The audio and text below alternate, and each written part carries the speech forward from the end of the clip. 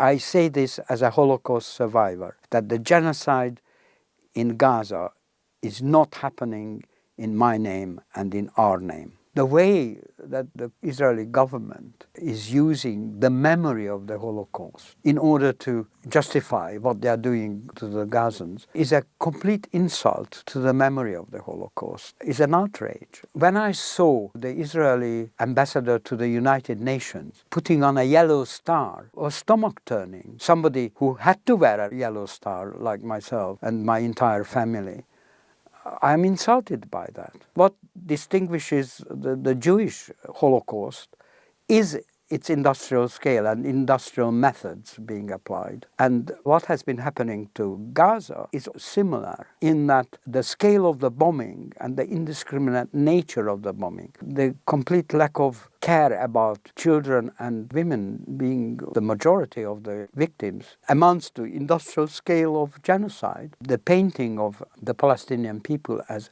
worthless, almost animal-like by the description of some of the leaders. That dehumanization enables the population of Israel to tolerate what's going on. The way that Palestinian people who were arrested were treated, having to take their clothes off and parading them, it's part of the humiliation. In the West Bank, the way the checkpoints are organized, the way you are forced to wait for hours for no reason in order to go to school or go to work, etc. All this amounted to humiliation, similar to what we experienced. The sort of determination and consistency with which they are setting about to destroy the whole of Gaza is very similar to the kind of cruelty and determination of the fascist regimes, some of the actions of the Nazi state in dehumanizing and completely cruel large-scale killings, etc. If it is repeated, I don't see why you couldn't make the parallel. It can only be helpful in understanding what's going on to make the parallel. I don't think there should be any taboo against that. I think I particularly find painful to see the children, because I remember after the war,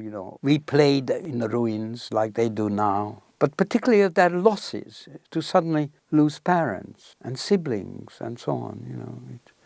There was a boy in the same rescue homes where I was. He was traveling on a tram with his parents. This boy moved to the front to stand behind the tram driver because he was interested in how he was working the levers and so on. At the next stop, an Arrow Cross raiding party came on and asked for papers. And the parents were identified as Jews and arrested straight away. The son was separated at the front, and they had to make an immediate decision whether to say something to him and involve him or let him perhaps escape the net. And that's what they decided. So they were taken down from the tram and sent to Auschwitz. They never said goodbye to their son, and they perished in Auschwitz. So that was the end of the family. Now, can you imagine the psychological state of that boy who suddenly found himself on his own in this way, not saying goodbye to his parents? And I think this kind of thing, this separation, and the sense of complete inability to intervene or in any way exert any kind of positive influence on events, this kind of separation and destruction of families in this manner is again something that repeats in Gaza now, I think.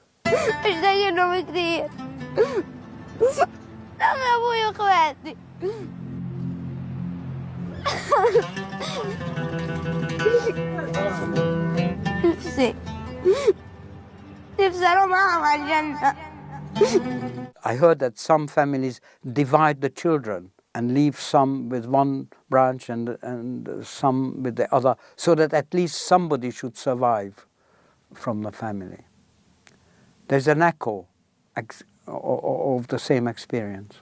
What happened to the Jewish people, the gas chambers and the industrial scale of extermination, and also the sort of invisible aspects, the incredible emotional pain caused, is so horrendous taken together that it seems to me inconceivable that it should be repeated anywhere in the world. That is why we say not in our name and never again. And this is why I was so totally shocked, particularly by those who I know have gone through the same themselves, repeating it on another people.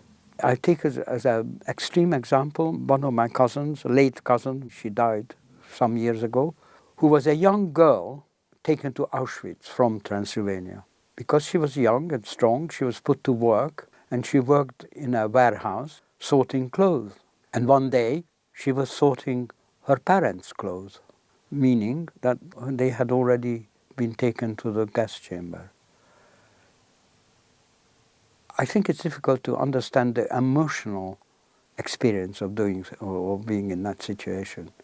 Yet she came back to Israel, and first to Romania and then Israel, and she was as racist as the rest of them against the Palestinians. Now, how it's beyond understanding how you can do that, and with the background that she had. I think this is to do with the extreme propaganda and the dehumanization. Zionism was a very unfortunate and sad development for the Jewish people. It broke a much longer tradition of always being on the side of the oppressed, not the oppressor, and the charitable nature of the Judaism and the humanity that they advocate, into a kind of exceptionalism and nationalism. Everything is the Jews, not a single piece for other people, only for us. And in practical terms, impossible project of taking over another people's country, which led to all the troubles that followed. Also, I agree with my cousin, late cousin, a very bright guy, who said, well, if we claim that there is a people who tend to be the victims of other people's discrimination, etc., then the last thing you want to do is to collect them up into one place as a target. And I think he was right, and I think current events prove it. Zionism started to proclaim that the only safe place for Jews is in Israel, and what we are seeing today is the worst, the most dangerous place for Jews is Israel. Quite a number of my family from Romania ended up in Israel. So when I visited them, that was my first brush with Zionism, I was completely shocked how, despite their experiences during the Holocaust, they were racist, basically, against the Palestinians, and couldn't understand it. And I can't understand it to this day fully, how that could happen. But they were. There's no denying it. And I found that atmosphere of racism was prevailing generally in Israel. And I turned strongly against that. Later on, I saw the repeated brutality of action against Palestinians, and it became more and more horrifying, and the very cruel attack on Gaza was the ultimate. And the use of the Holocaust background as a cover for all this was just unbearable. I mean, it was criminal, I felt. And this is when I became more active in trying to protest. Today's marches are having a very hopeful aspect. It is so large, so persistent, so global, that eventually the Western leadership, which are trying to deny what is actually going on, will be forced to face up to it. And I think we are not far from that. There was no parallel to that in the Jewish Holocaust experience. In fact, there was great abandonment. There were some, very few, very brave people who risked everything to be on the right side of history and to rescue as much as possible.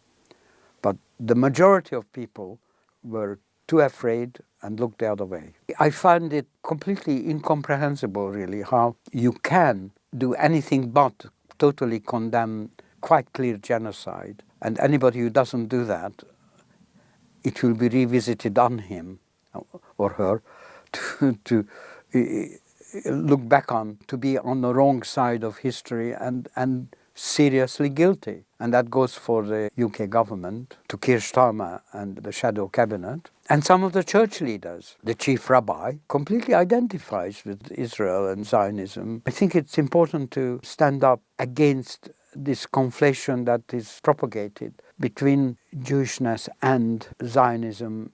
If you do not stand up and criticize it and divorce yourself from it, then it sort of besmirches all Jews, basically. And I think it's essential to show that from a point of view of the morale of the people that is being victimized in the name of the Jewish people, that this is not supported universally by Jewish people at all, but it's simply the Zionist and Israeli establishment which does it, which are not too far from fascistic attitudes. I think fascism thrives on indifference and the general public being intimidated or looking the other way out of self-preservation and comfort. And it's essential that is not practiced, that a certain degree of risk even taken, and always making a stand against injustice. The time will come when history will judge these events. If you are just indifferent, if you do not take a stand, you acquire a degree of guilt without any doubt.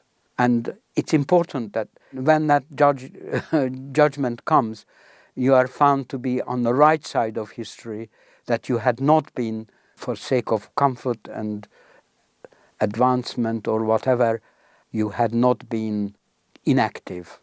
You have to assert yourself against the evils around you.